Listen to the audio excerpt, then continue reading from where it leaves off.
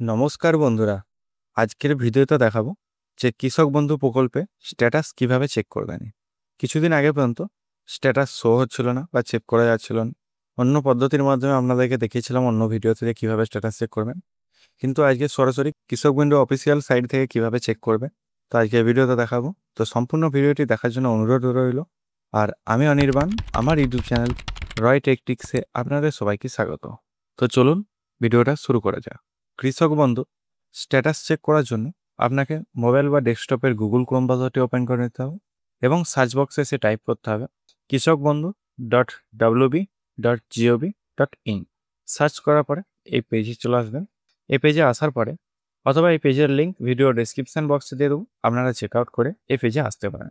এই পেজে আসার পরে নথিভুক্ত কৃষকের তথ্য এই অপশানে ক্লিক করবেন। করার পরে আপনারা দেখতে পাচ্ছেন আগে এখানে রিক্যাপচার অপশানটা শো হচ্ছিল না, তো এখন দেখতে পাচ্ছেন এটা ঠিক হয়ে গেছে। তো সেক্ষেত্রে এখানে সিলেক্ট অপশানে ক্লিক করবেন ড্রপডাউন মেনুতে। তারপর এখানে ভোটার কার্ড বা আধার কার্ড বা ব্যাংকের অ্যাকাউন্ট নাম্বার অথবা যদি কৃষক বন্ধু আইডি জেনে থাকেন অথবা যে মোবাইল নাম্বার রেজিস্টার করা আছে সেই মোবাইল নাম্বারও আপনারা সিলেক্ট করতে পারেন অথবা অ্যাকনোলেজমেন্ট নাম্বার। তো আপনারা এতগুলোর মধ্যে যে কোনো একটি চয়েস করে নিতে পারেন। তারপরে সে আইডি নাম্বারটি এখানে বসিয়ে দেবেন। তারপরে I am not a robot এই অপশানে ক্লিক করবেন। করার পরে সার্চ অপশানে ক্লিক করবেন। তারপরে তো দেখতে পাচ্ছেন এখানে আপনার একেডি আইডি শো হচ্ছে, তারপর কৃষক বন্ধু আইডি শো হচ্ছে। এই কৃষক বন্ধুর আইডিটি অবশ্যই আপনারা কোথাও নোট করে বা কপি করে বা স্ক্রিনশট মেক করে রেখে দেবেন, কারণ এখানে সরকারি আদার্স কোনো প্রকল্পে এই কৃষক বন্ধু আইডি অবশ্যই প্রয়োজন পড়বে। তারপর আপনার ভোটার কার্ড নাম্বারটি শো হবে এবং আধার কার্ড নাম্বারটি শো হবে এবং ফার্মার নেমটি শো হবে, ডিস্ট্রিক্টটি শো হবে, ব্লক কি আছে সেটি শো হবে এবং গ্রাম পঞ্চায়েতটি শো হবে। তারপর এখানে ভিলেজ আপনার শো হবে এবং টোটাল কত ল্যান্ড একর আছে সেটি এখানে শো হবে। তারপর আপনার সামনে স্ট্যাটাসটি অ্যাপ্রুভ শো হবে।